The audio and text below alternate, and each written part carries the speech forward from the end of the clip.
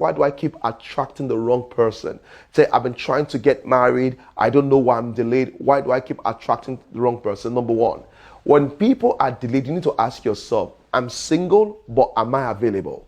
The reason why is that you can be single and unavailable. What do you mean by that? There are single people that are not dating, but they're emotionally attached to a painful relationship of the past. So they're wondering, they're wondering, I'm single, but emotionally they're attached to the past. They're still held up with that girl that dated them for 4 years and broke up, that guy that dated for 6 years and broke up. So what you see categorically is that they're single by status, but emotionally they are not available, either because they're in a relationship that cannot work out, or they carry a pain that is very difficult to share. That's something that they have. Now someone says, but for me, why do I keep attracting the same negative patterns of guys and girls?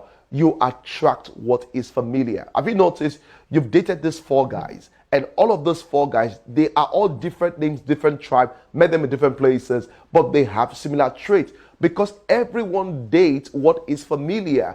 What is familiar is that the negative trait they have is very familiar to you, and you keep going back to it in one form or the other. Really, you are dating the same person with different names. That's what it is. If you want to stop attracting the wrong kind of person, you must make what you want familiar to you. So this is what I mean. Some people want someone that is kind and generous to them, but because that experience in a man or in a woman is not familiar to them, they cannot attract it. They attract something that is negative because that's what's familiar to them. Let me give you an example. Have you tried to lose weight before and you went for a buffet? You understand when you're losing weight, you need to eat healthy. But when you get to the buffet table, you find yourself gravitating to things that are very sweet, that are very fattening, that will make you gain calories. And the reason is not because you don't want to lose weight. We just gravitate towards what is familiar.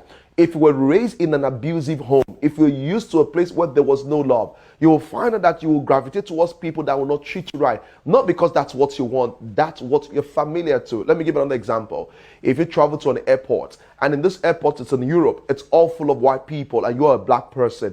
If you notice something, if you want to ask for direction for some part of the airport, you will just gravitate towards the only black person in that airport. Not because he knows the way, it could also be a tourist like you, but because it's familiar.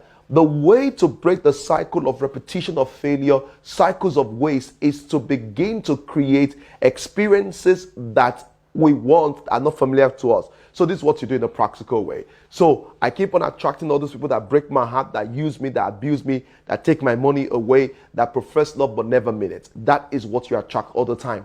That could be an indication of what you're familiar with. So what are you going to do? You break the cycle by exposing yourself. How do you expose yourself? A confession. I always say to myself, love is familiar with me.